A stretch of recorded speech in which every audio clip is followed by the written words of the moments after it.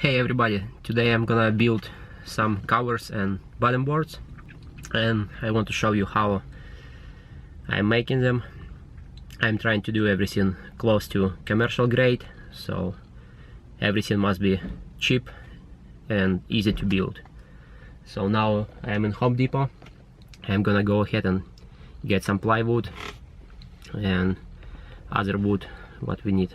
1/2 inch plywood for elites and 1/2 inch treated plywood for the bottom boards.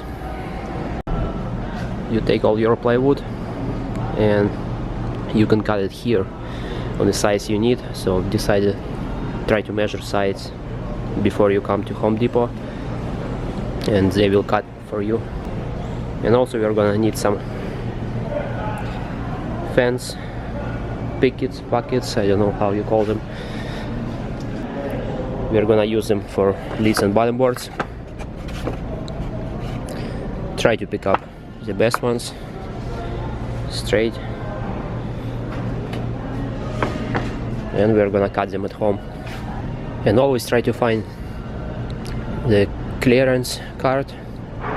That's where they have slightly broken wood. Usually it goes very cheap. As you can see, I still can make good stuff out of this fence pickles, and they're 70% off. It means they're gonna cost me like 25 cents a piece, so I'll take them. That's also where I usually get wood for my pallets and stands for the hives, very cheap. Now I'm at home, and as you can see in Home Depot I cut those boards, the plywood, 16 1/4, and I'm gonna cut them 21 1.5 inch for bottom boards, and I don't remember, I believe it's like 18 or 19 inch for the leads. I'm gonna skip that process. I hope here is nothing hard. You just measure your box and cut the plywood for leads and bottom board. And also we are gonna cut the fence pickles for our strips to put around the bottom board and cover. And at the end you're gonna end up with a lot of small pieces of plywood. It's not a problem. You can use all of this for bottom boards as well. I'll show you how to use them. And yeah, now I'm gonna finish cutting the rest of the wood, and we'll continue assemble everything together.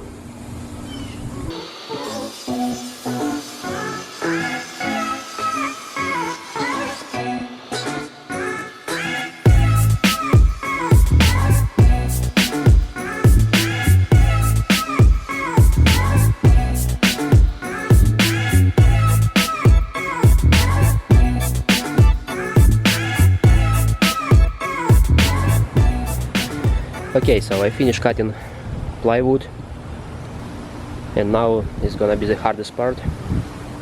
I need to cut all the strips to go around my covers and around my bottom boards. I usually cut them a little wider than 1 inch, maybe 1 inch and 1/8 of an inch, but you can cut any other size.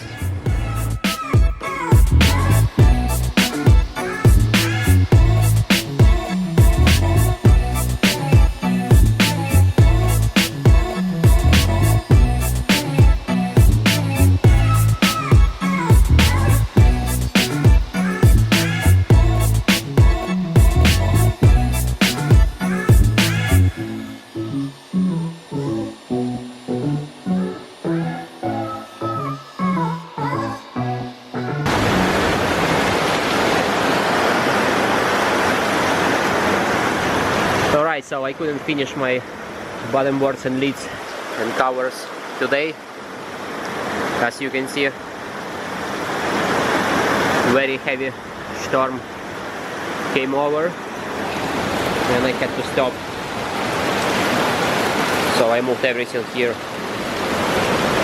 on my porch, and I'll try to finish it tomorrow.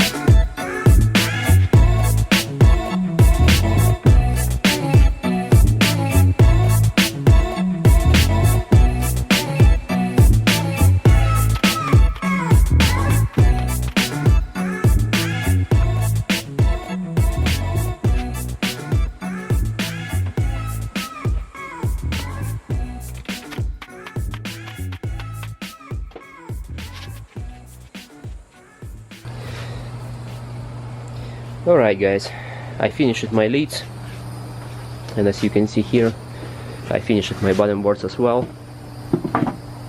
There is small entrance reducer if you need to, but basically that's how look commercial bottom board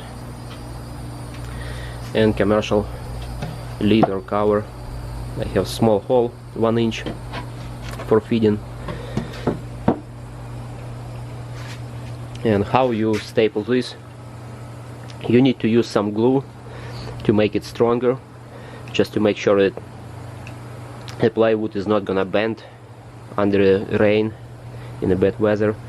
So I use a little bit of glue all the way around, and I put a bunch of staples around. These are kind of small staples.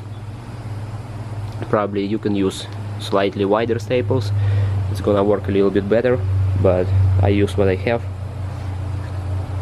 And for bottom board, you don't need to put any glue around, because Hive is gonna stay on top of it and it's gonna hold everything very strong. And this small piece here you can use as entrance reducers, or you can close your hive when you move it. And also I have on the other side 2 little legs, just to make sure that air is gonna go under and everything will stay dry, and bees are gonna get a little bit of air through those holes. So in this video I wanted to show you how commercial lids and bottom boards are made in. So I hope my video was helpful. Thank you, and take care of your bees.